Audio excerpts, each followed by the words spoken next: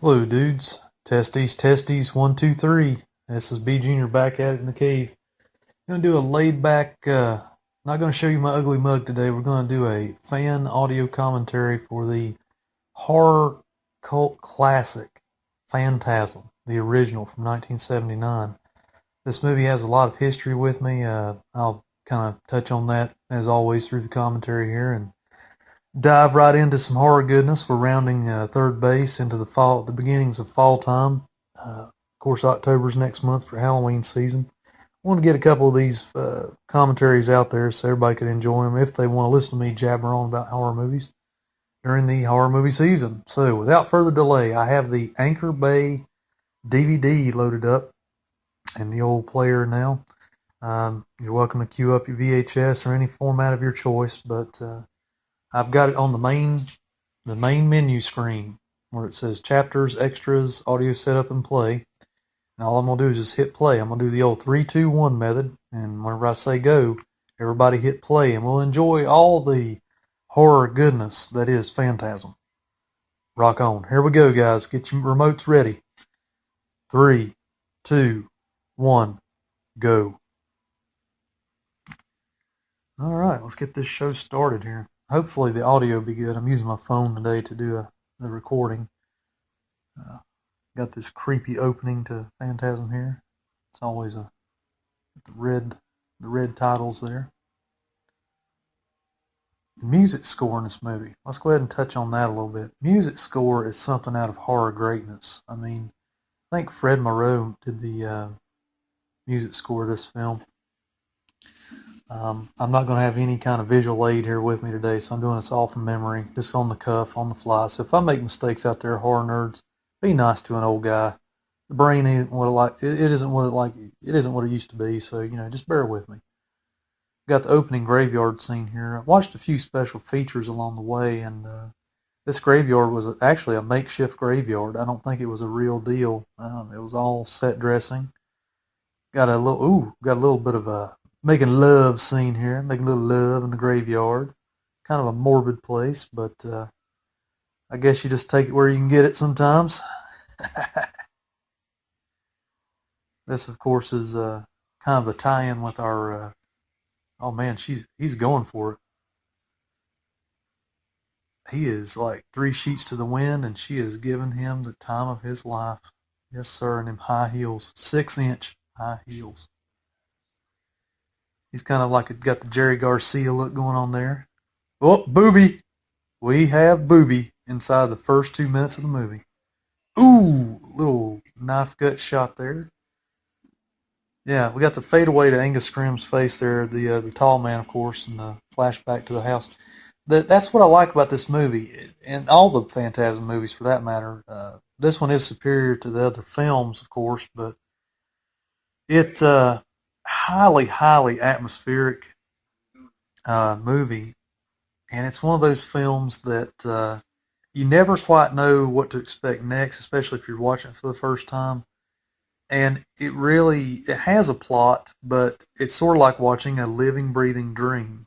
Hence the title Phantasm, a wraith or a dream or something of that nature.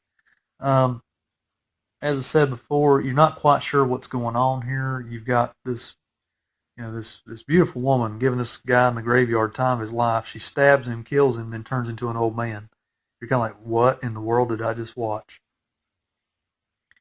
We have the intros for some of the main characters here. We have Jody kind of strolling around in the mausoleum, checking that stuff out, man. This is going to be a laid back commentary, guys. I'll give you some tidbits along the way, but I just wanted to kind of chill out and do a commentary in the laid back style today. He's like, what the hell is that? These little weird little noises. This is a good establishing shots for the movie. It kind of sets up one of the main set pieces, the inside mausoleum set and all this. This isn't real marble. I think if you watch enough special features on these films, this was all set dressing. This was a homegrown effort movie, much like Dawn of the Dead. This movie was shot over like a 12 or 18 month period where they just kind of come back, got some more money, shot some more, got some more film equipment, got another location, so they shot some more of the movie, and they kind of pieced it all together.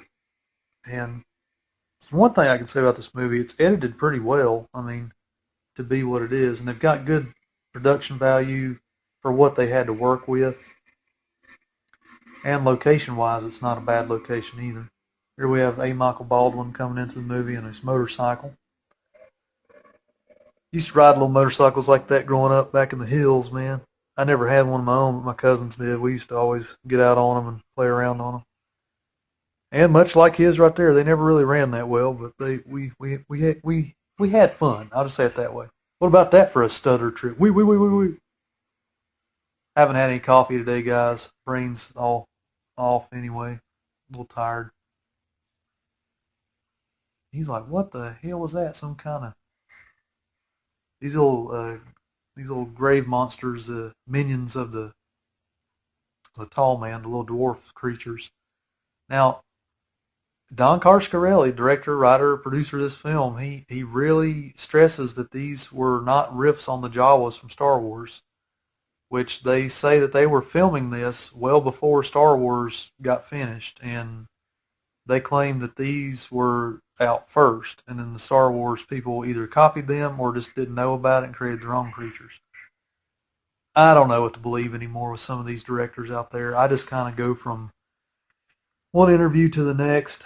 Yeah. Rob Zombie's the worst in the world for that. He'll say one thing one week and then totally reverse himself in another interview. Pretty crazy stuff.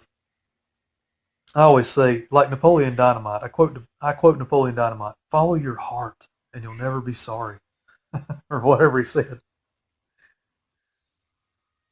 Jody's seeing these little creatures too. He's not quite sure what he saw here.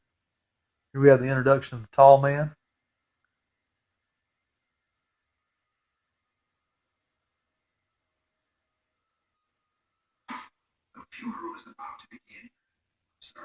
Ooh,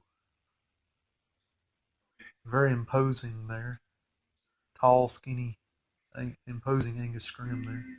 Met Angus Scrimm real briefly in Charlotte at a Mad Monster Party convention. Really sweet old guy. I couldn't get through his line, and didn't. I ran out of cash to get his autograph, but I did get to meet him real quick. Just shake his hand, told him thank you for the great films and all that. But more importantly, I wrote him a letter some time ago, and he signed 3 items for me, a couple of DVD inserts and a little 8x10 I sent him. He signed those for free and even wrote me a letter back. It was pretty cool. He's a sweet old guy. He's up there in age now. I don't think he'll be the tall man again, just due to our human bodies. They can't bounce back at a certain age as much. I like to see him back in the old tall man role, but I think at this point, if they're going to make another Phantasm, it's going to have to be some kind of reboot. Sad, I can't believe I'm saying that, but I mean, I can make another one, but poor old Angus would probably have to be in a wheelchair or something like that. Not saying that in a mean way either. I'm just, and that's in a realistic way. I think on the audio commentary I listened to some time ago, they said this coffin here was made out of balsa wood, but they had to sell it as being heavy. I think that's what gives Angus the ability to kind of pick it up later on. But I'm getting ahead of myself here. Getting ahead of myself. This movie's just, you could tell it was a homegrown effort.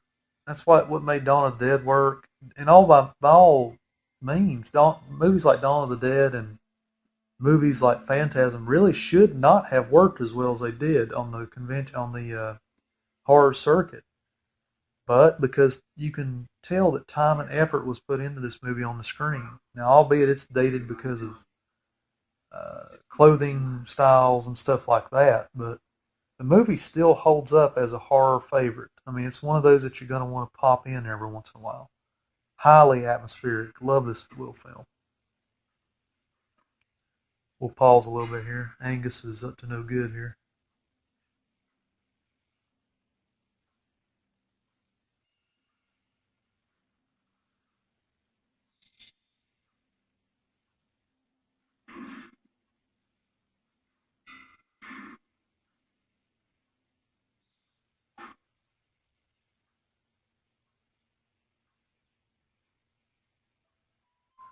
Love that little fadeaway right there. Again, a dreamlike quality, this movie, where Angus puts the coffin in the car and they mute Mike's words. I think he says WTF, but it's muted out, and then the music kicks in.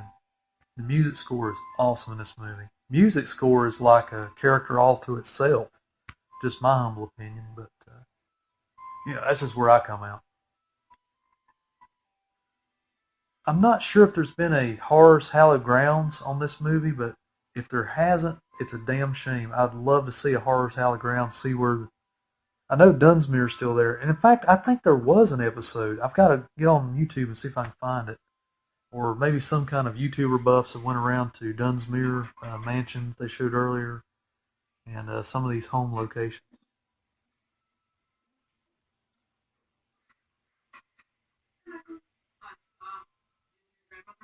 Michael Baldwin here and this blonde-headed girl, they were both in a Don Coscarelli joint before this called Kenny and Company, which is a good little fun-loving kids flick, much like The Sandlot or something like that, more modern, but kind of in the vein of Bad News Bears. It's not politically correct, and that's what I like about it, because starting out in the late 70s like I did, it was kind of, that's the way it was when you were a kid. Nobody worried about stuff like that. And it was just good fun. And that movie, that's what that movie was like. And these two little young characters here, they showed up in that film. And I think that's kind of a Don Coscarelli thing. He always kind of pulls from other cast members from other films, much like much like Martin Scorsese. They get like some favorites. They like to work with them. Here we have some flashback scenes, and the Barracuda's kind of its main entrance. It's a character to itself too. Can't have a Phantasm movie without a black Cuda. Gotta have it. This is a 1971 Mopar Hemi-Cuda. They sell it as a Hemi-Cuda. I think in the special edition or commentary, they dressed it up with the little tie downs on the hood there and some emblems. But it's actually just got, I think these were a couple of junkers they had gotten used, and they were running on like 318 V8, small V8s, and they were just they sounded bad, ran bad, but for the movie, they looked good, and they put in some good sound effects and stuff like that. So big fat tires on the back there. Growing up, that was a common sight. It was a lot of these early 70s and late 60s muscle cars. High school kids were getting them. This is before my high school years, but they were getting them, and those are the ones I saw on the road for the most of the time. And once I got to high school, it was still junkers that you went to buy, but it was like all 80s junkers, like little economy cars like Nissan Sentras and junk. But the Hemi-Cuda, going back full circle, the Hemi-Cuda is a character to itself, and it shows up in just about, I think it does show up in all the Phantasm films, if I'm not mistaken. We'll get me a drink of water, guys. I'm going to put you down for just a second here. Enjoy the wonderful flashback scenes of Phantasm.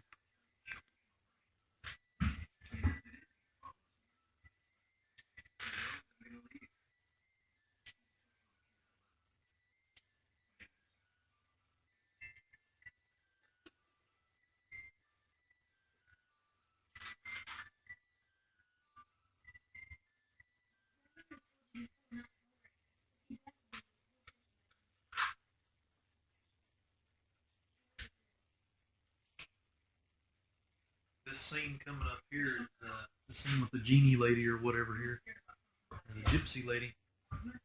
He's telling her about his exploits at the cemetery.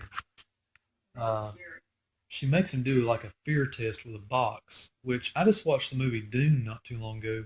That same exact box test with the hand in the box shows up in that film. It's a little more fleshed out and big budgeted in Dune, but has about the same effect. Love these little scenes here where the tall man's just messing with Michael. He's trying to make a getaway, and here it comes. What's funny, this is going to sound really nerdy, but that sound effect where it was kind of like the tall man's powers or whatever that made him fall off his motorcycle, that sound effect shows up at all different kinds of ways in this movie. It's strange. Listen for it. as time goes on. It's like some of the George Lucas sound effects. You're always listening for them.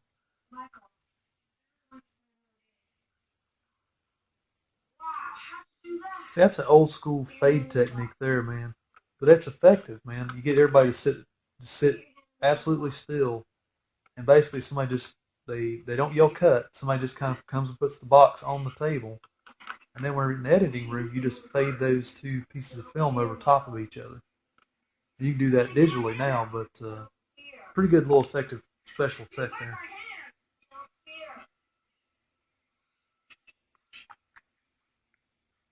Ah, good water. Might get us some brew here in a little bit.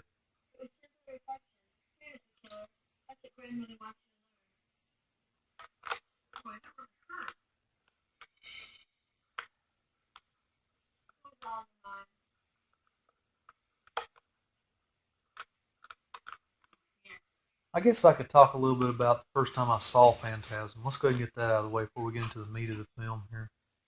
Just watching Mike kind of on his own as a kid, and he's probably about 13, which is probably just about my age when I first saw this film. I didn't see this film until right before part two came out in like 1988.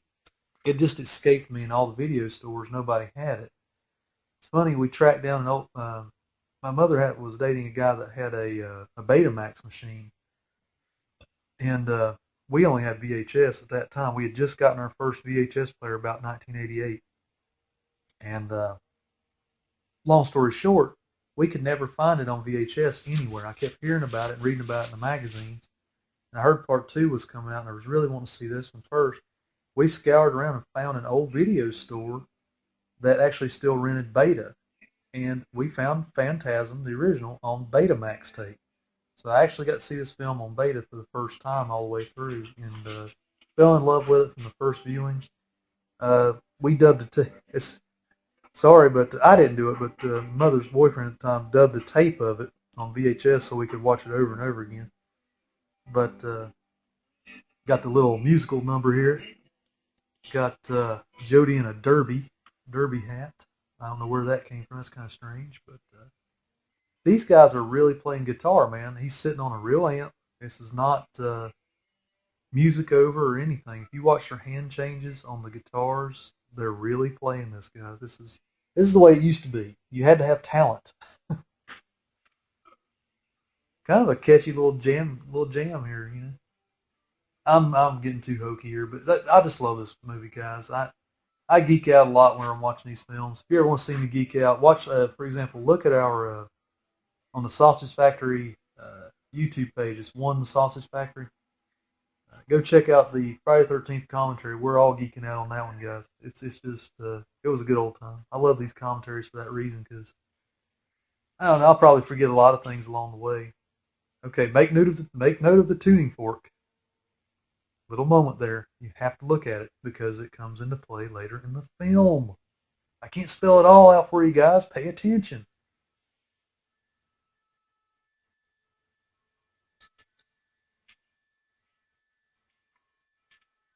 She's checking out the noise room there. And see, atmospheric. You don't know what happened to that girl. You don't know whether she's dead, she's alive. You just know something's wrong at the big old white house in the cemetery. At the, not the monastery, the mortuary. Good gracious, I started to say monastery. That has, well, it does have little guys with brown robes, and he's got, well, I don't know. Maybe there's some kind of connection there. We don't know. Here we have the lady in lavender again at the bar scene. I hear tell that's the real bartender back there from the commentary, and then got the actor there. The actor playing the bartender that talks to Jody was actually in Kenny and Company as well. He played Michael Baldwin's dad in that film, I think. If you ever have the chance, Anchor Bay put out Kenny and Company on DVD. If you can find a good price on it, it culminates with hijinks on Halloween. So it's a tie-in. It's a tie-in with Halloween. I watch it every year in October. Now that I bought it a couple years back because it's just a good movie. If you like movies, 70s movies like Bad News Bears, that are child or anything that has to do with those kind of films, child angst kind of films, Kenny Company was better than average in it. The whole night on Halloween, the whole third act of the film is gold because it reminds me so much of things that I did or what experienced when I was a kid. And we're setting up the Mike always follows Jody around because he's afraid that Jody's going to leave town and leave him like in a boys' home or something like that, and go back on the road being a rock and roll singer or whatever. Now he's being lured to the graveyard. Now, as we saw in the opening scenes, this sets up a feeling of dread for Jody because you don't really know what's going to happen to him. Forgive me if I sound nasal today, guys, on this commentary. I have a little bit of head cold problems, but working through it, working through it. Drink a little beer here in a little bit, that'll settle it. Yeah, yeah. See, his hairstyles too, man. All the kids had longer hair back then. His big brothers got long hair. Always had kind of the hair that went over the ears. Sad to report, my hair was like that till probably junior high. That's just the way it was. Got to junior high, then the mullets hit the scene, man. 90-10.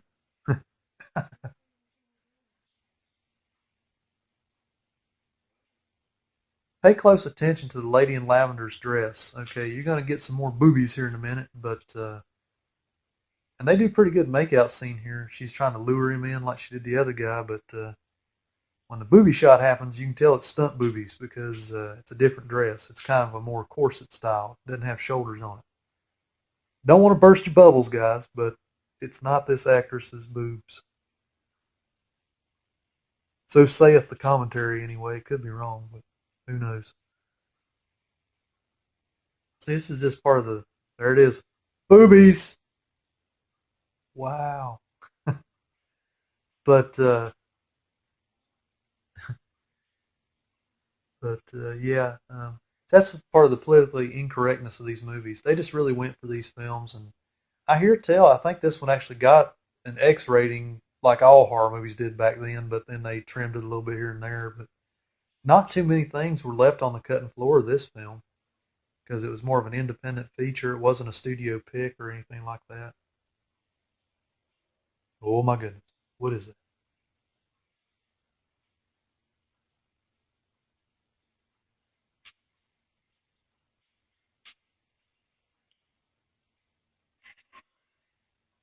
Love the sound effects of these little guys. I love everything about this movie. I'm just going to keep saying that over and over again.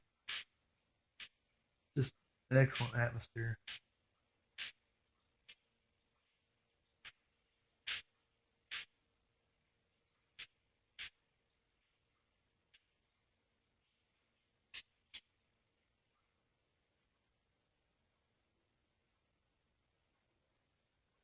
Oh lordy, what is this now?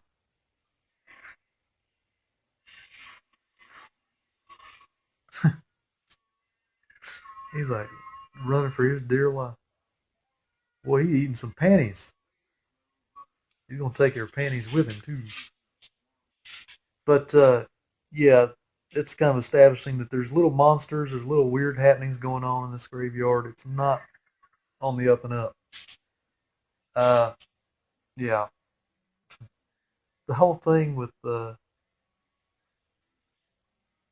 dwarfs kind of comes into play later. I won't ruin it if you've never seen the film, but we'll talk more about them later as they get more exposed in the film. Yeah, and jean jackets here, all kinds of styles that I remember. Flannel shirts, wore a lot of flannel shirts around that age. Long hair. I don't know if that style's ever going to come back though. Some ways it did in the '90s. We had the grunge scene, flannel shirts and all.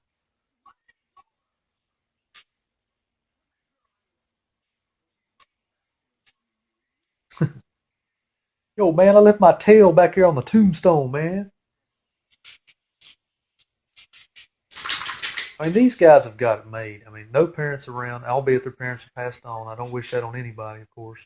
That goes without saying. But the older brother, they left him. They got some money put away. The older brothers, the backstory that they got that did get left on the cutting room floor is that I think they own a stake in the local bank or something. The brothers have money.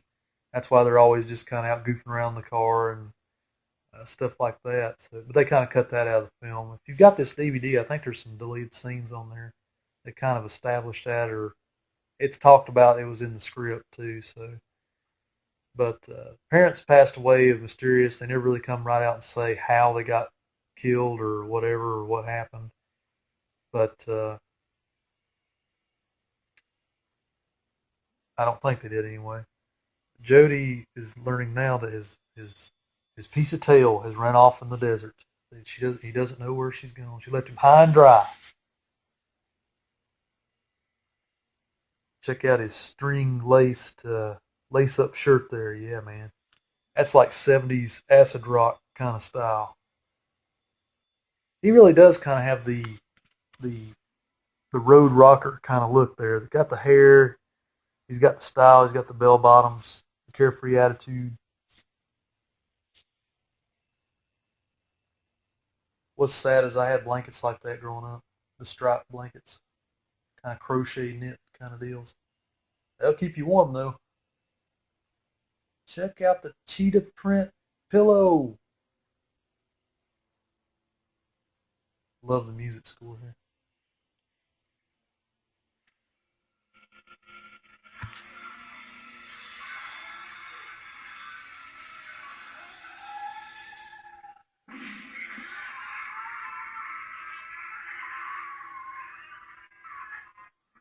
See, what's cool about that is it was a dream, obviously, that they established. But then it just cuts to Jody right around the car. He leaves his lights on this scene, by the way. Look at that blooper. But yeah, anyways, Jody just pulls up in his car. It's kind of like, okay, we just saw a kid get like groped by zombies, and yeah, this little hole in the wall bar is awesome. Look at that horse up there on the rails, man. Dune's Cantina. That is a the epitome of hole in the wall bars, but effective, but effective. Love this music score. I keep saying it. I know, guys, it's gonna get old, but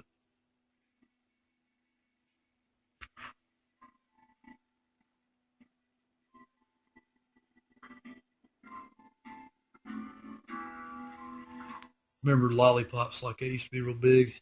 Kids were trying to get to the center of the Tootsie Pop and all that stuff. I can't think of how many teeth got rotted out by those things over the years, though. You got to really take care of your kids or kids' teeth out there, parents. And kids, brush after every meal and after every lollipop. There's your message from B.Jr. and your teeth. Here we're establishing. Got Reggie playing around with his ice cream truck there, loading up. Tall man's having a little issue with the cold air there. Now it's not touched on this theatrical version of the film here, but in Phantasm 4, I think that was supposed to be used in this film where he doesn't like the cold, and that was going to be a weakness that was set up. That's used later in part 4 as kind of like a bookend weakness for the tall man, and they use it to their advantage or whatever. Maybe whatever. Anyway, good little scenes like that just make this movie work. It's just laid back '70s kind of film. The brothers kind of they're on their own. I mean, I can only hope to have had all the freedoms that Michael has in this film, the younger brother. Kid gets to drive a Barracuda around whenever he wants to, play with shotguns, firearms, have adventure. This movie's got a little bit of everything. And that's what makes it work. Plus, it's got a charm to it. You can tell it's low budget and it's not really a big studio pick, and I think that's what really makes it work as well. Perfect storm kind of thing.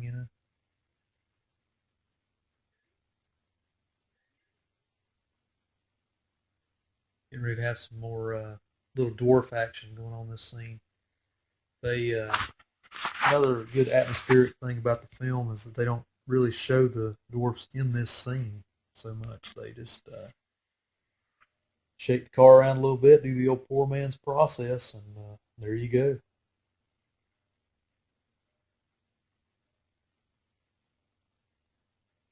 Oh, there it goes.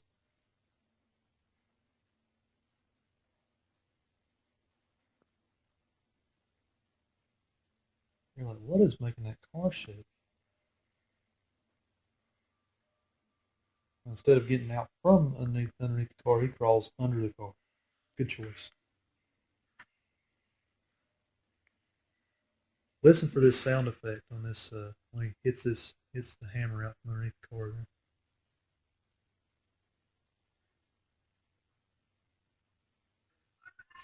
Thunk. That sounds like a Bugs Bunny cartoon sound there. Thunk.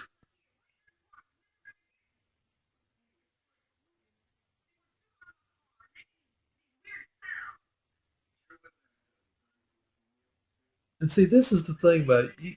You can't do stuff like that in a movie anymore. Where the older brother's like, "You sure it wasn't that retarded kid from up the street, Timmy or whatever?" You can't do that anymore, guys. It's just this is how a testament to how unpolitically correct this movie is and what makes it work. Look at this. Mike's got this big old Bowie knife, and I used to have knives like that too. Nowadays, kids aren't allowed to do anything, man. In Cub Scouts, they barely even get to have a knife. They don't get to do anything. When I was a kid, I was a lot like Michael in this film. I had jean jackets. I was always out in the woods creating havoc. I was always into pocket knives and all that kind of stuff. Survival and building campfires and just playing and being a boy. Being what I think a lot of young males don't really get to do anymore. I don't know if it's a good thing or a bad thing. I'm not a father, and I shouldn't be commenting on it, but I just remember that I made a lot of mistakes during that age and doing things like Michael did in this movie, but at the same time, it learned me responsibility. It taught me a lot of valuable lessons. So there's your paternal segment of the audio commentary from B.Jr. Not trying to father you guys out there, but that's just a testament to where the late 70s and early 80s, where we were as children, because technology had not taken over. The world was still so much more huge than what it is now due to the no internet, and your internet was horror magazines, the magazine rack, comic books, stuff like that, newspapers. That was your internet, and it was slower. Was that a good thing? Was it a bad thing? I don't know. You be the judge. Well, he goes and creeps around the good old graveyard here. It's time for a brew. Let's see what we got in the old man cave fridge here. You can't watch no horror movie on a day off without a brewski in your hand. Oh, yeah, thank you did that for me. Let's see what we got in here.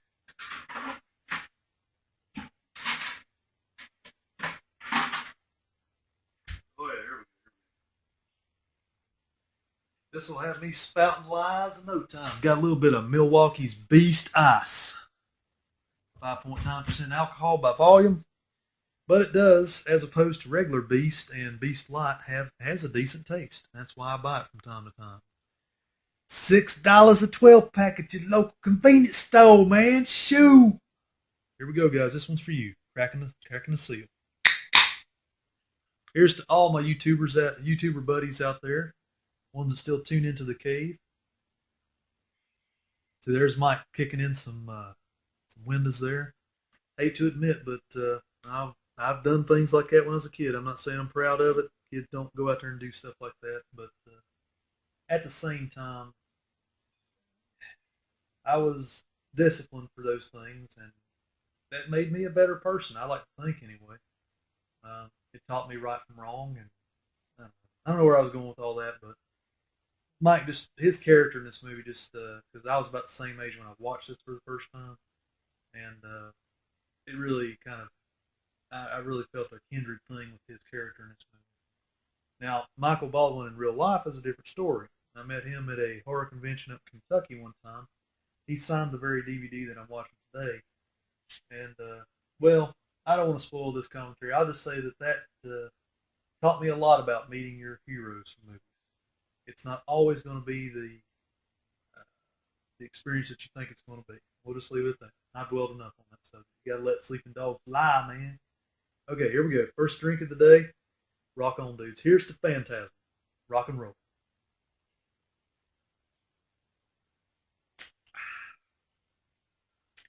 Just about spilt that all over myself. Tasty.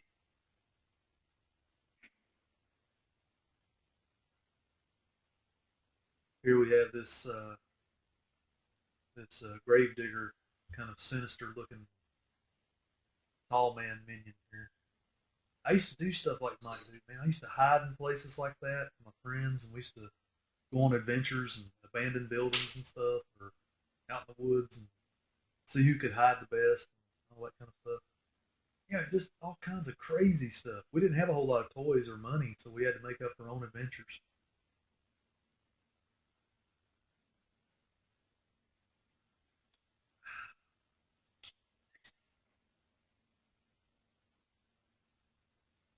And so that's what I like. Tall man just comes in, stands at parade rest there, and Gravedigger just stops like a zombie and returns. He doesn't have to say a word. He's like, "You've got work to do. Quit playing around."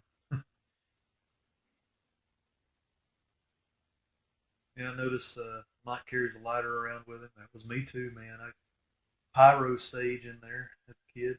I think about every young male goes through a pyro stage one time. Has to have a lighter, a Zippo. I was big into collecting Zippo lighters, and I didn't smoke really at that point, but I did try it later in my teenage years. Try smoking, it never took. Thank God. I'm not a fan of smoking. We'll talk about that, not to get on a tirade. But smoking has claimed a couple of my relatives due to lung cancer and other ailments, but not a big fan of it. Not advocating it anyway. Yeah, pyro stages. Seems like young males, we always want to burn something at one time or another growing up. Don't know why that is.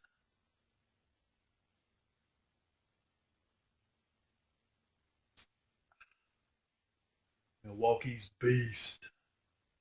Growl. Here's one of the best moments in Phantasm history. Here, I think this is the introduction of the sphere, the flying sphere. First time I saw this, I was blown away because I was like, dude, what in the Sam Hill is that? What is that thing? It's a flying Christmas ornament or something. What is that? Then the daggers come out, and you're like, whoa! Now this is weird. What are we talking about here? It's a killer drone. The weird. Here we go.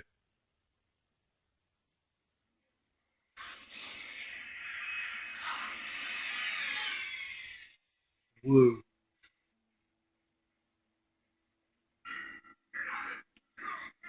Got some good practical effects coming up here. I'm just gonna let it ride for a little bit, guys. Enjoy.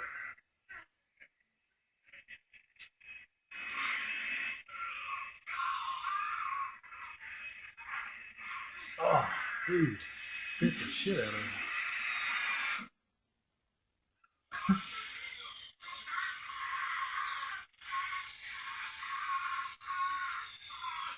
Oh, dude, look at all that blood. Yeah,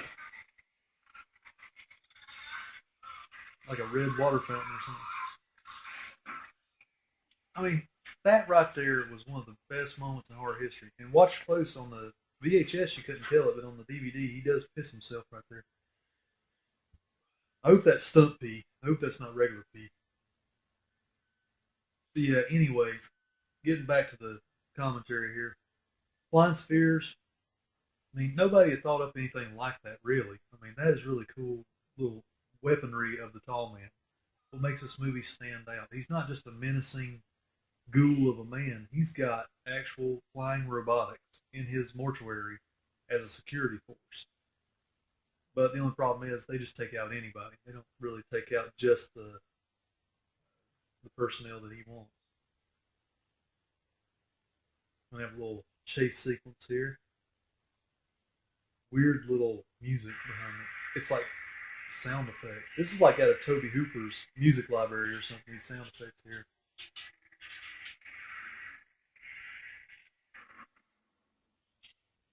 Here's a good little part where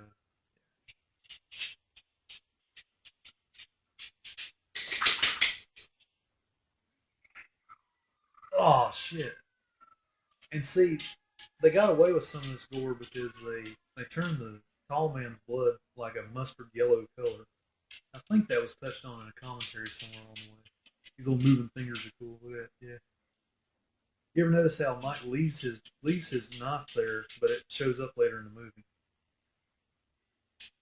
Here we have the little dwarf creatures we've been seeing a little bit about. Their little creepy hands trying to get Mike.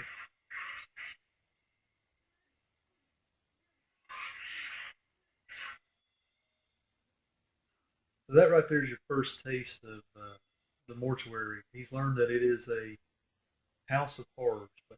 It's not what it seems. It is confirmed. There is some really bad stuff going on there. Check out that box. That's the charm of this movie. That big shag carpet, man. The kid is sitting there with a 12 gauge shotgun on his lap. They could go off at any moment, and he's got a jumping box with a finger in it. God bless you, Don Carscarelli. That's all I can say. Here's to you, Don Carscarelli. Beast ice in your honor, sir.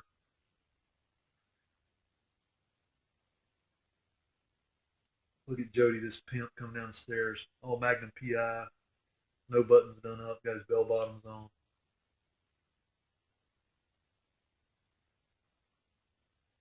Kid sitting around with a fully loaded shotgun. Those things are dangerous too, man. If you had it cocked in the chamber, they got hair triggers on. That style of, I think that's a Remington or could be an Ithaca. I can't really tell.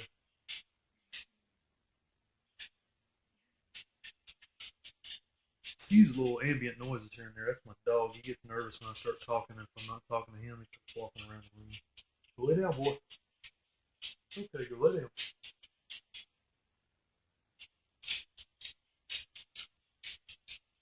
It's kind of the oldest magician's trick in the book. You got the fake finger from underneath, but it's effective. It just works. That's like this whole entire movie. It's all practical effects. It's a weird, weird story that had never really been done before, and for one reason or another, it connected. It just connected. It did. I think it did pretty good business out in the movie theater circuit back in the day in the drive-ins that were still around. But it did even more business in Europe. I think this movie really shocked and rocked Europe, and it still does today. It's held in really high regard as one of their more favorite videos from stateside. Could be wrong. No, nothing's weird going up there. No.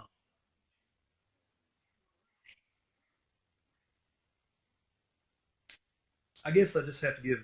I mean, Don Carscarelli is very pro Carscarelli. He doesn't strike me as one that really gives it up for a lot of other filmmakers.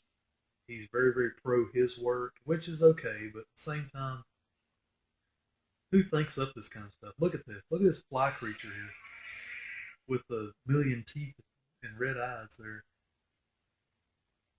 And this whole next sequence where they're fighting this fly creature is just hilarious. But I like it. It's hokey and it's hilarious, and it is a precursor to Evil Dead stuff. If you really stop and look at it, I mean, who would do stuff like this? Look at it, choreographed it and just it's yeah, yeah. And all it is a jean jacket with an object inside of it. That's all it is. There's nothing special about it. They're falling all around the room, and hey, he's beating the shit out of that thing. Good method acting here. Yeah, yeah.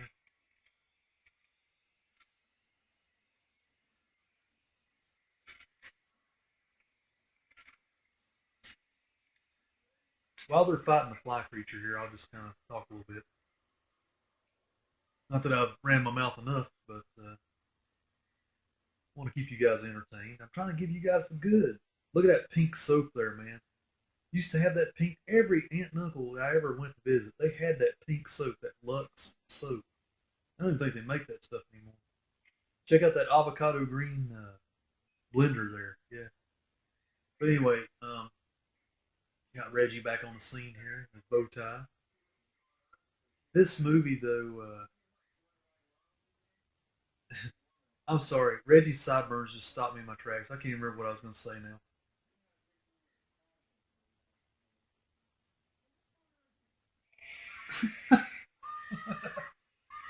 That fly will not die.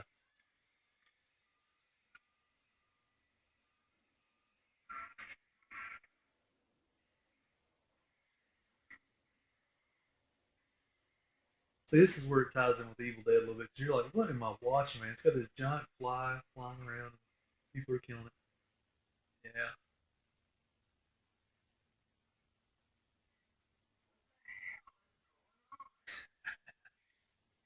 Now see, here we go again. Older brother giving the younger brother a loaded, cocked and ready shotgun filled with probably double aught buck or something like that, some high speed or high impact load. He's grabbing for a Colt Army issue 45 here, nickel plated 45, and he's telling him to shoot to kill, and he's already cocked and rocked there. Yeah, they ain't playing around, man. I'm talking about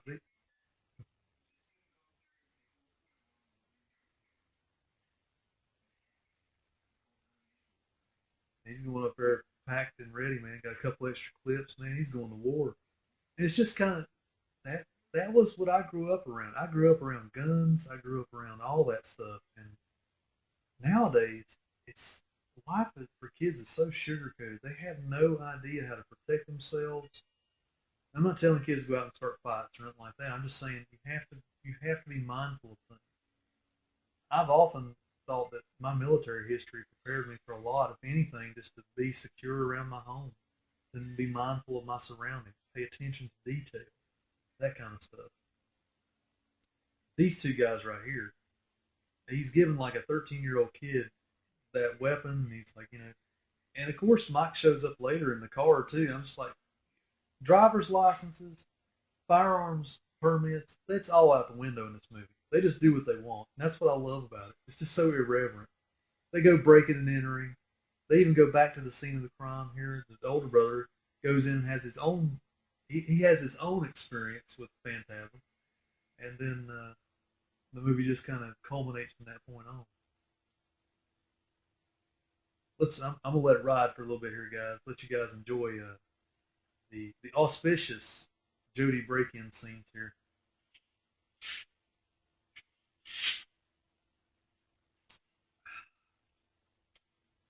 Old Milwaukee. Milwaukee's Beast Ice. Probably the only Beast product I can drink.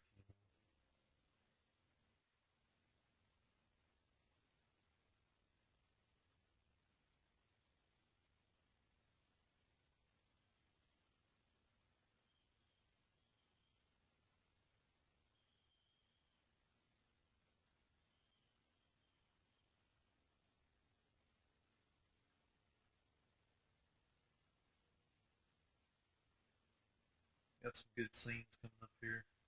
Dwarves. Ooh.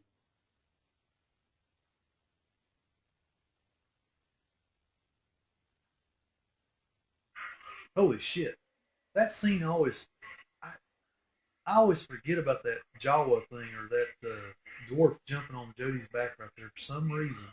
It's probably been about a year or two since I've watched Phantasm. And I gotta be honest, that one always gets me. Look at this. Now this is dangerous shit right here. You don't do, ooh, cock it and kind of shoot it with your thumb behind your head. Hell yeah. Pump it full of some lead, man. Don't leave them bullets behind, man. Just use them. What I always say. When you absolutely positively have to blow away a Jawa, use a Colt Army issue 45 and empty the clip till it goes click. Now we have these hearse. The hearses are also kind of a sub character in the movie because that's like the tall man's conveyance. Pardon me, needs that, and or his minions conveyance there. You better conserve ammo now, Jody. You're blowing away everybody around here.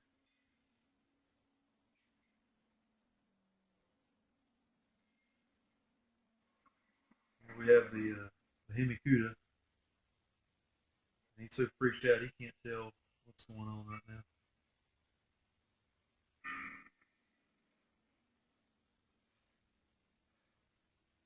Good old 45s like that, man. You won't find a better handgun though. They're tried and true. 1911 was their first production year. We've had them in this country ever since. They served our military through World War One. No, I think right, yeah, World War One in some cases. Oh yeah, peeling out, brother. Drop that rubber. Drop that rubber. And see, that's what people forget. This movie right here, yeah, as I was saying, Colt 45 served our country through World War II, Vietnam, so forth, 80s up to the 90s. When I was in, we had Beretta 92s, but anyway. Getting back to the movie, people forget about Phantasm having some good action parts in this movie. Look at this. This is like high-speed chase with we got music going. We got 70s action music going here. We got 12 gauge shotguns. Ooh, I'm gonna get that bastard. He's gonna jump out of jump out of the sunroof here. Gonna shoot the car to pieces. Hell yeah!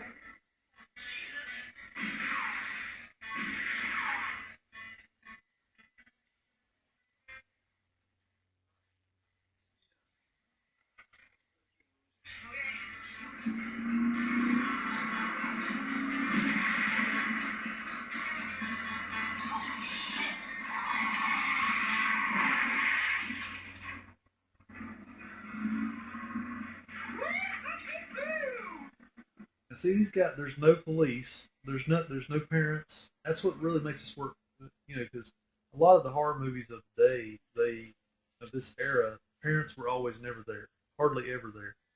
And there's no parental units in this film to tell them, no, don't do that. There's no police around to police them up and say, oh, you kids are crazy. No, they're out there blowing away a hearse in the middle of the night, doing whatever the hell they want. It's crazy. That's why I love this film. Well shot too, good quality on this Anchor Bay DVD. It's a damn shame there's no Blu-ray out yet. Now don't quote me on that. As soon as I say that, there'll be a Blu-ray come out. But oh yeah, got a branch through the dwarf's head there or neck or something.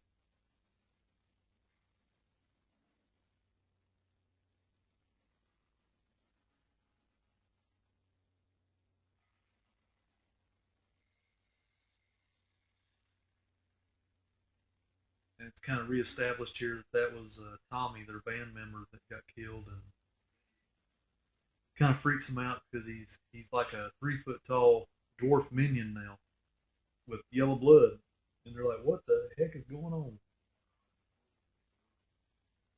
So he's calling on a payphone from a payphone booth. Children out there that's listening to this commentary, yes, we used to make our phone calls at payphone booths for a nickel or a dime or a quarter, and they were in little booths like that. We don't have them anymore because you all have cell phones now. You ruined it for everybody. I'm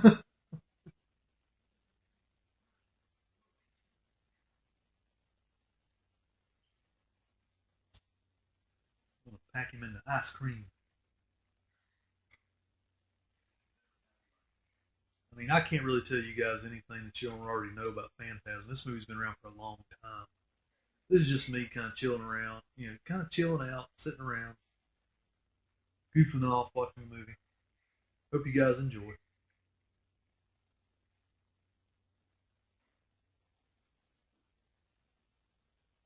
Reggie's like, what the hell? Now, see, this character coming up with a housekeeper was in some deleted scenes, I think, or something. They kind of they kept her down to this one scene. You're kind of like, who is this African American lady in their home in the middle of the night? And it's kind of just inferred that she is the housekeeper.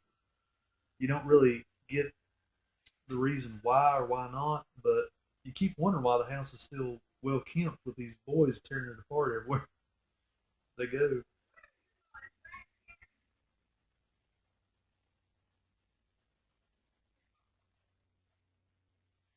But an effective little jump scare there. She's kind of the housekeeper. I think that was cut out in some earlier scenes or in the script. They're trying to figure out what's going on, man. Wood burning fireplace there. I always loved a wood burning fireplace as opposed to a gas, but nowadays, guys, we're going to be probably putting in a gas one this year, just a gas log for looks or whatever. But they're just more cost effective. You don't have to be out to chop wood. I doubt Mike had to chop wood in this movie. I had to chop wood when I was a kid. Get out there, boy, and chop that wood. Or carry that wood in. That was it. Grandpa was always like, carry that wood in here. Carry that wood. Anyway, I don't know where that came from. Maybe the beast ice is kicking in here a little too much. I gotta slow down.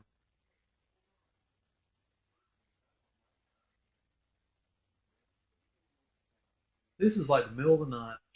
God knows when in the middle of the night. Kids are they're just out doing whatever they want, and Reg is kind of like their 30 something guy that's driving him around the middle of the night in an ice cream truck. You know, they couldn't have picked a better little town for this movie. I mean, this look at this main street here and this antique shop. This looks about verbatim photocopy of where I grew up, the little town where I grew up.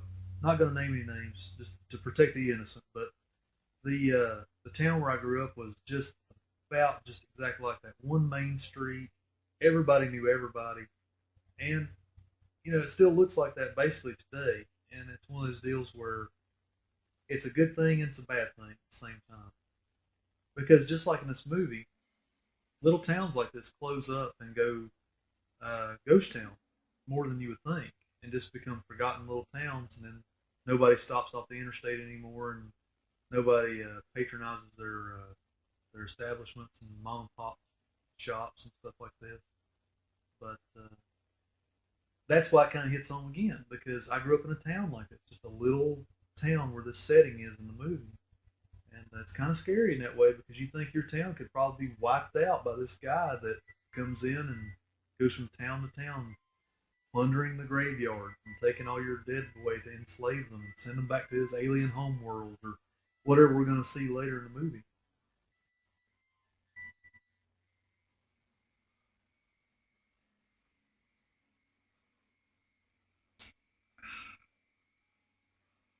It's always tripped me out, this moving picture deal. Was the tall man making it happen? Or was Mike imagining that picture moving? What was that? I mean, is he in a dream right now? We don't know. That's what I love about Phantasm. You never really know what is real and what is not. And it's done in the right manner. Look at that feathered hair. Chicks used to have hair like that, man. All through, up until probably the late '80s, and then they switched over to the punky Brewster kind of look, where big hair came into and all that stuff. But it was feathered back in the day, like Farrah Fawcett. There was that sound effect again. Oh man! On these next scenes where Jody is reminiscing and having his own dream sequence, I'm going to go hit the bathroom because nature calls, guys. Milwaukee's beast is a beast. Enjoy. Here, I'll kick it up a little bit for you guys. I'll be back like Arnold.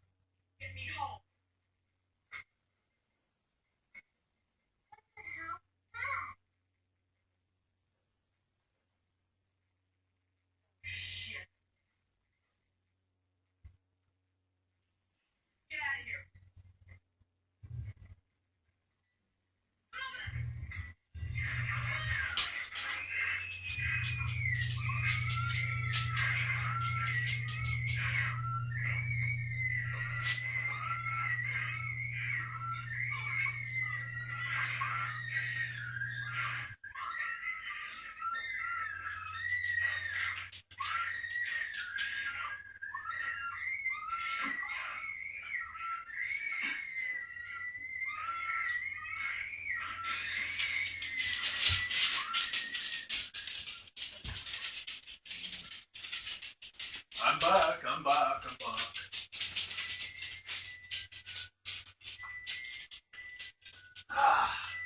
Time for another brew.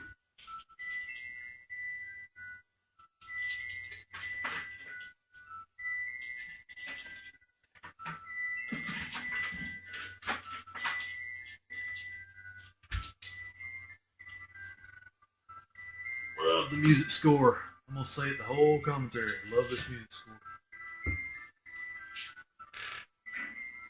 She had that wonderfully shot scene there of the dwarves getting the girls in the Volkswagen. Volkswagens were big there in this time. They were like 1960s leftover cars. Saw a lot of old bugs like that around. See, look, we got Mike drinking beer. Everything, man. This kid had it made. He had a beautiful sports car to drive around in. Firearms. He's got beer. Something from the audio commentary where Don Carscarelli was saying they had a sponsorship thing from Dos Equis Import Mexican Beer. That's why all the beer you see in this movie is Dos Equis, the Triple X logo. And they drink a lot of it. He said they were just sitting there. They actually lived in this house. I think they rented this house or something. And while they were shooting it. Listen, man, Mike's just, he's cursing like a sailor. I was a lot like Mike in the respect, too, that he always figures out how to, like how he figures out how to get out of his bedroom he's been locked into. And I was a lot like this kid. Just the other day, I locked my keys in my car. Well, I figured out a way to unlock my door in my car. I won't tell you how I did it, but I can probably pop the lock on just about any modern car, provided it doesn't have an alarm on it or something like that. Well, I mean, most modern cars have alarms, and it's going to go off regardless, but I could get you into your car if you need to get into it. Not going to say I'm proud of that, but it's just one of those things where if you stop and think about things and you try to start to put together a machine and dissect it, how it's put together, you can probably figure out how to undo it and redo it at the same time. It makes no sense, but a lot like this kid. Played around with this kid's getting ready to do something that's very dangerous out there. If you've never seen this film, kids, and you're watching it for the first time, do not attempt what he's trying to do right now. It will not have the results like it does in the movie. He's going to be a little James Bond here. He's going to put together a shotgun shell attached with a thumbtack to the firing cap on the shell and try to blow the lock off the door with it. Do not try this, kids. I'm all for a project at home, but do not try it because it will not have these kind of results. It will literally blow you up. Trust me. It's all for a movie. That's why I say this is one of those movies where I can't believe this kid was doing this kind of stuff, and they actually put it on screen.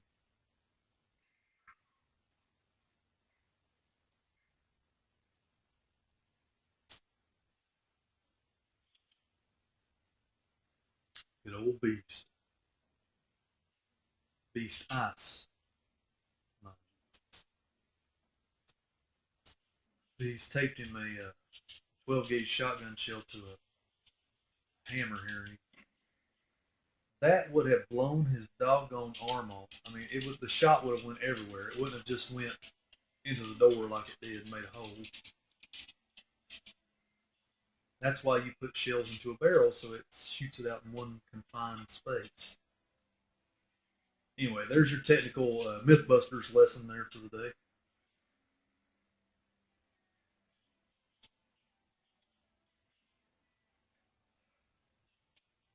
Now Mike's going to rock a 45 automatic pistol here, just shove it in the back of his pants.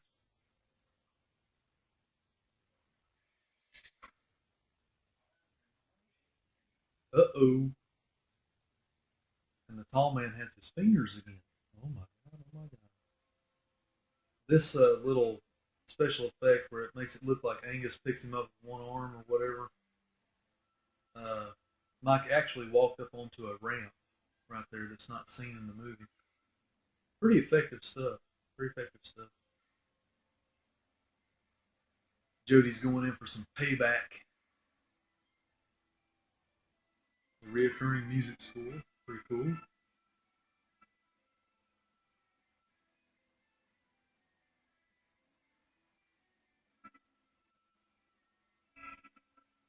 Getting into the third act of the film now, kind of the big bravada end of the second act where it's all established. There's all this weird stuff going on. Now the third act is where do we go from here? What are we going to do to take out the tall man or to survive? That's kind of the whole major part of the last third of the film. Here we go again. This kid is like got a death wish, shooting at windows. Now he's going to shoot at a tire from inside the vehicle. That right there could have hit the fuel line, and yeah, these are things that you do not want to do in real life.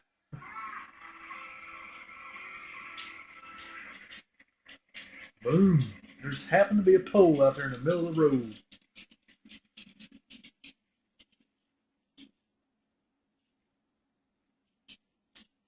Okay, dog. Go lay down. Good girl. Sorry about that, dudes. I got a pacing dog with me here.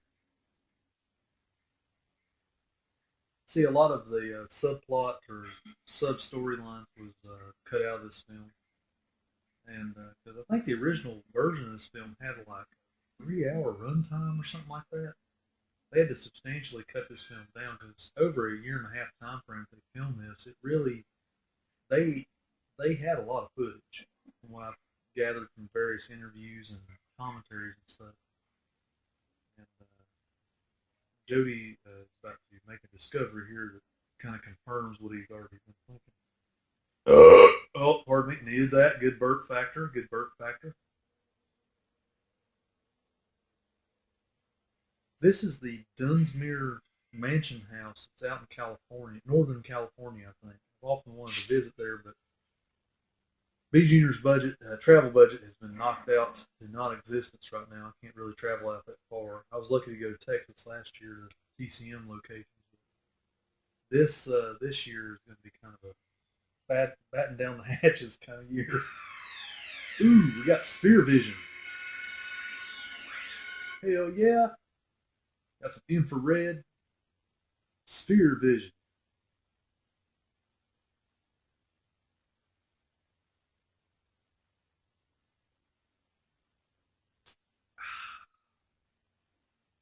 The thing about Beast Ice, guys, if you're going to drink beer while you're watching a good horror movie, you got to get it cold. I'm talking 35, 40 minutes per can, per 12-ounce serving. You've got to get Beast or any ice beer cold.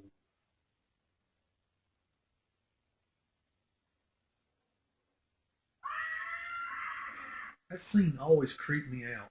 And that weird little bit of music that happened right after it. And it's like confusion now. It confirmed that his parents aren't in their caskets. Where did they go? What happened? And now he thinks it's over. He's a good shot. Hell yeah, yippee ki yay, Sphere.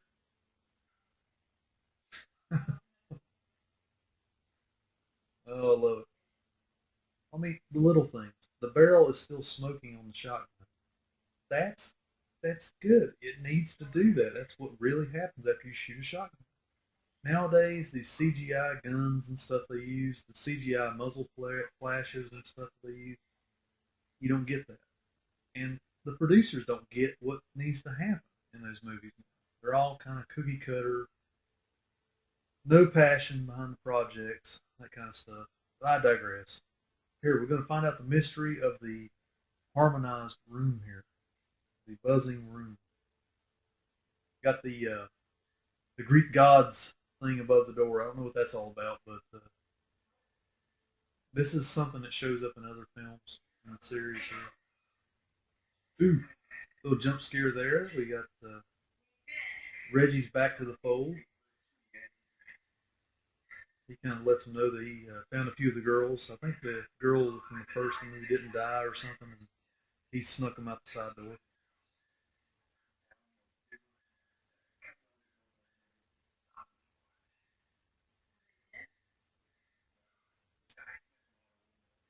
which kind of makes me wonder, why were those girls still alive and why were they being held captive? But then again, this whole movie's probably a dream, so what difference does it make? Stop thinking about it so much, B.Jr.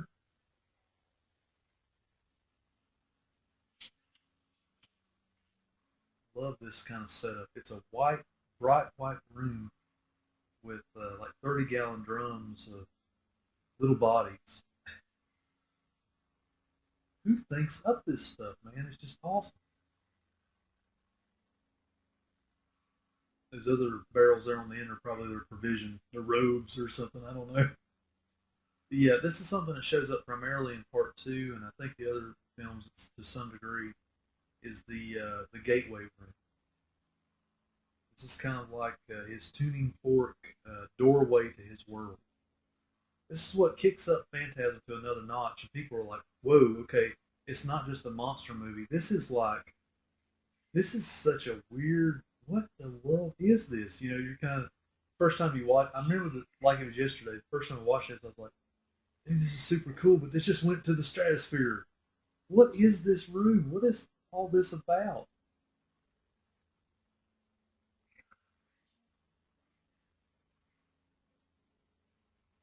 A little mirror trick there. Kind of gives you the effect that his hand just went somewhere else. He's drawing from an earlier experience in the movie to not fear and to kind of figure out what this is all about. You pass between the two tuning forks there, you're going somewhere else and you don't know where. These effects coming up where he's flying through the air or in the alien homeworld here is just awesome. Look at this. They're kind of being shipped off to nowhere. You don't know where they're going.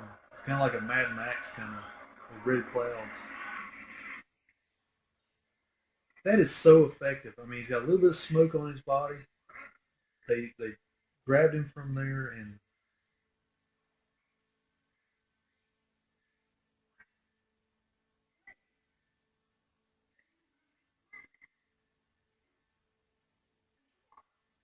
somehow Mike has gotten that he uses them as slaves. I don't really know how he got that from that scene, but it's all exposition. I mean, he has to establish that the tall man crushes them down to a certain size so that they can live on the atmosphere of his alien world that he's from.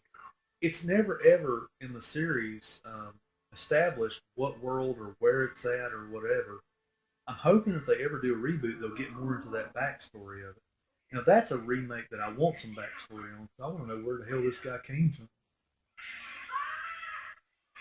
That little scene with Michael and the lighter and the where the dwarf jumps on him and it's all in black. Here it's on the dark. That wasn't on home video VHS versions. That little middle scene right there where it ties in. Yeah. To Reggie saying "oh shit" and the dwarf is growling. It usually cuts right back to this scene with Jody outside of the building, like he's teleported outside, and then the lights come back on. Reggie by himself. But in the Anchor Bay DVD here, I'm thinking I'm not sure if the MGM DVD that came out in the early 2000s, if it had that with it. I know the Anchor Bay is confirmed. It has that little scene. I don't know why that is, but here we go. Reggie's gonna stop the gate. Stop the vibration. Feel the vibration. Feel it. Yeah, yeah.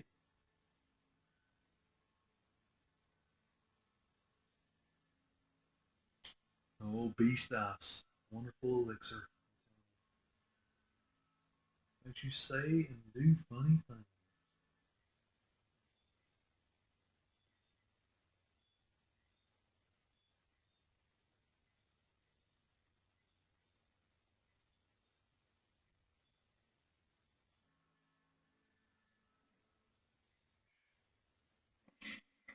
There's that sound effect again. It's in every like uh, inferred tall man power moment where he was in his Lady in Lavender guys there for a second ago. You kind of got the feeling that He used his power to get Reggie off the tuning fork. Now it's kind of sent it in hyperdrive. You notice this big red mark on Reggie's forehead. I think in a commentary, he got really whacked really hard by one of those barrels in one of the outtake scenes, and it left a big old raspberry mark on his forehead. You can even see it right there in that shot when he's coming out of the door.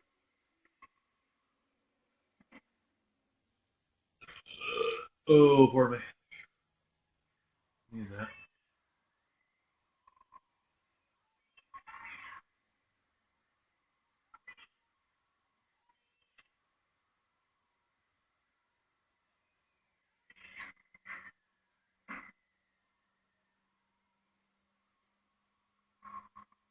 We're winding it down now, guys. We got this kind of winding up music crescendo going on here. There's tons of wind machines going on. A little tidbit too, because behind the scenes on the commentary, I think A. Michael Baldwin was stating that he was throwing gravel and stuff into the wind machines and like hitting Reggie in the head and anybody that was in frame, and kind of furthers on my feelings towards A. Michael Baldwin, my humble experience with him at that convention. I was glad to meet him, glad to get his autograph. At the same time, not a good experience. He was a money grubbing dude. I'm just gonna say it that way. Probably a good kid actor in his own right, but at the end of the day, not a good experience. I've heard nothing but good things though about Reggie. Reggie is kind of like the Sid Haig of Phantasm lore. He is like the guy that is there. He did his job. He's really passionate about his work. He's happy all the time. Really good guy to meet. Bill Thornberry here that plays Jody in the film. He is kind of a reclusive guy. Now that's to be respected. I mean, he didn't really have a big long acting career, but if you ever have a chance to meet him at a convention, I've heard he's a really nice guy. But he's a really private guy too. So be respectful of his privacy. I'll leave it at that. Angus Grimm is awesome. I'll say that. Don Carciarelli will show up as long as he's got something to promote. So I've seen and so I've been told. Rock on.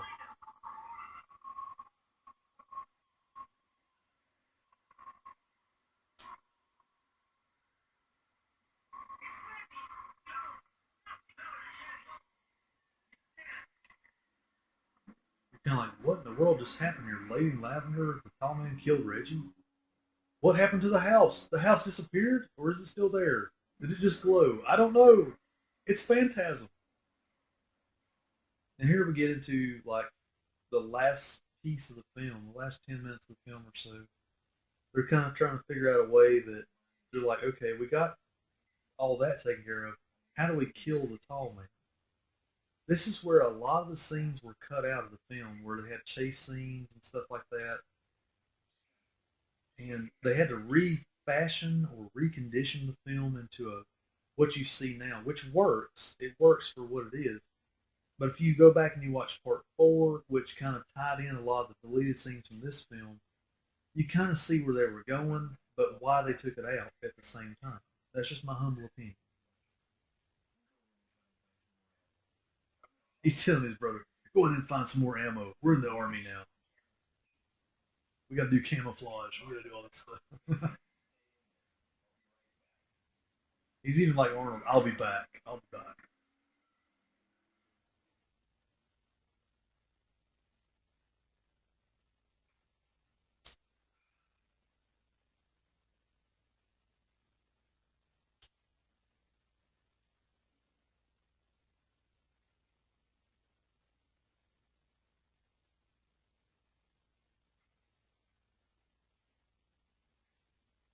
These are good window scenes here. This is actually revisited in the sequel, Phantasm 2. I'm not going to talk too much about Phantasm 2 because I plan to do a commentary on it too. But yeah, a little jump scare through the window there. That's actually redone in part 2.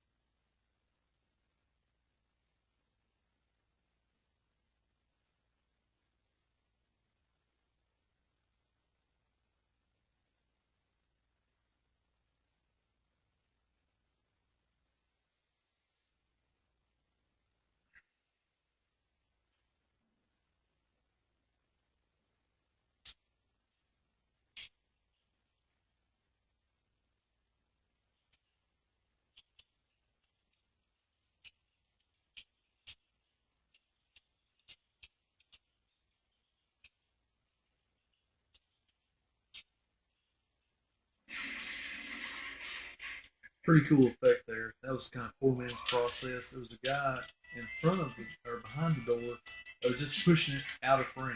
That's all that was. With some weird lighting, you got an effective scene. Kick in the music, do a chase scene. This chase scene is much like the chase scenes that show up in Friday the 13th movies later, where you got Jenny, for example, Jenny in part two, and you've got Jason Voorhees following her in the moonlight. Now you have kind of like a rose gallery of things that happen to Mike, and he's telling himself, "Don't fear, don't fear."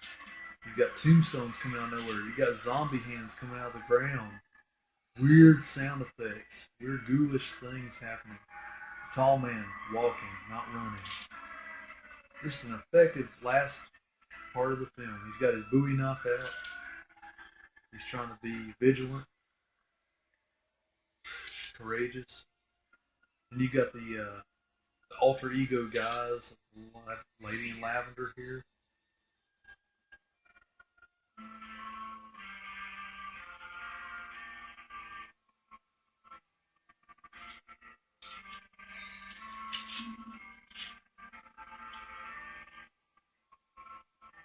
Good looking woman. Good looking woman there. I hear tell she looks pretty good, and she goes to conventions every once in a while. So if you can get an autograph from the Lady in Lavender, I highly recommend it. I think her name is Kathy Lester, I think. I'm not real sure. As I said before, no IMDb. I'm doing this fully off the cuff today from memory. I'm not doing any type of visual aids, nothing like that. They filmed this in the wintertime or late fall because look at the breath. That's not CGI breath, kids. That's real breath. They filmed it in the cold.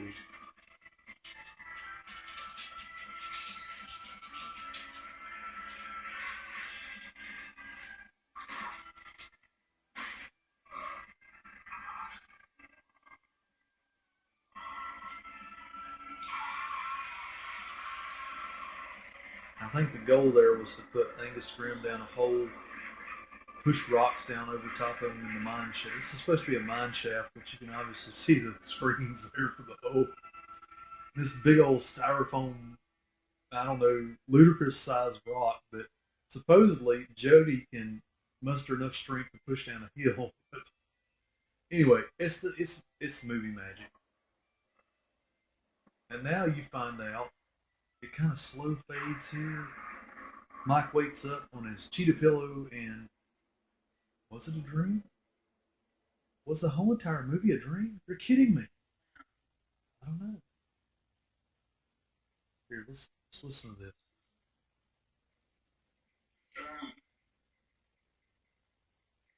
Hey, you had a dream. Just a nightmare. What do you expect? Hardly slept since the funeral last night.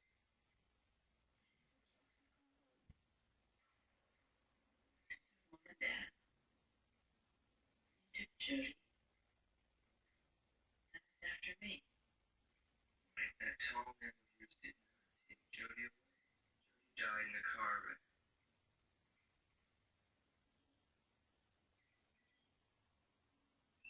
Now you're finding out Jody's dead? Jody's dead? What? Black grave marker there, and he's like, what? So supposedly the movie was a dream, but was it? We don't know. It's a phantasm. Oh man, I had hair just like that. That's so sad. But fun at the same time. I know you're scared.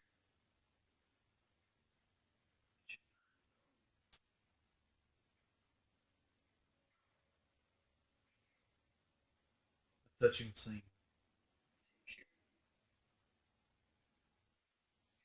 And I can't ever take Jody's place. I'm sure he's not gonna try.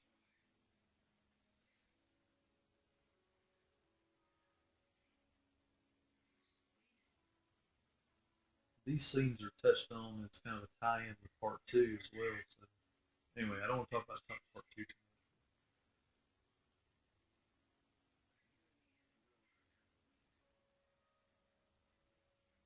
And this is the way things used to be. You didn't just get on the internet and veg out for a while. You got on the road. That's what Reggie was talking about. You actually jumped in the car with family members or friends And you went out and done things back in the day. It's just the way it was.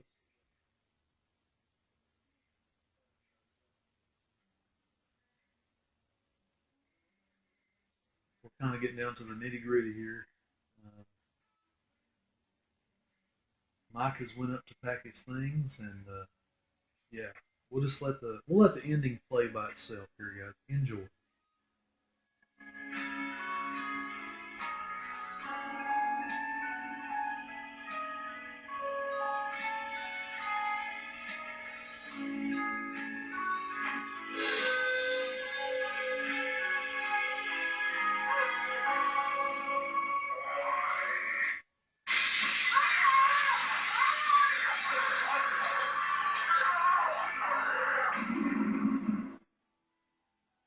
Boy. And see, that's one of those things where it just kind of leaves you with, oh my God, was this thing real? Was it not? I don't know. And see, that's what's good about these old films, guys, as we watch these credits roll. I'll leave you with these thoughts. It's much like Halloween. These other films that just were all in atmosphere, you didn't have to explain everything. That's what made those films work. Filmmakers out there, I know you guys have good hearts. Just don't take every job. Get out there, get your message out there, because us nerds out here want to watch films that have heart. I know it's got to be harder for these guys now trying to make films because there is no way you can make a film like Phantasm in today's market, and hopefully it will even reach the audience that it needs to reach, because it's one of those deals where they just don't have the freedom like they used to have. That's why these little old films should be regarded in high regard and also appreciated. Furthermore, Phantasm needs a Blu-ray. It's got to be a Carcerelliism because this whole film right here it is horror gold from yesteryear with a sci-fi tie and action to boot. It's got everything. This film should have already had Ultimo Blu-ray release from like Scream Factory or something like that. That's what tells me that Carcerelli's holding the rights on it or something like that until he gets something else to push. Maybe, I don't know. I'm probably wrong, but it's my humble opinion on it. Very good little film. Homegrown effort from the late 70s. Highly regard it. I love this film. I watch it at least once or twice a year. Good, good atmosphere abound in this one. Total classic. One of my faves. Got the silver sphere constructed by Wizard. But yeah, I mean, in terms, it's got everything. It's got a music score. It's got interesting characters that aren't boring for the most part. It's got action. It's got gunplay. If that's your thing. If you're an action nut, it's got horror. It's got jump scares. It's got gore. I mean, it's got practical effects. If you're not a CGI fan or anything like that, which I'm not, I love practical effects. There we go, guys. That's Phantasm. Hope you guys have enjoyed. Rock on. I'll hopefully catch you for a new Phantasm or another audio commentary extravaganza in the future. Hope you guys have enjoyed. Leave your comments, questions below, and we'll joy in the goodness that is horror for the horror season coming up 2014. Rock on, dudes. Take care. Bye now.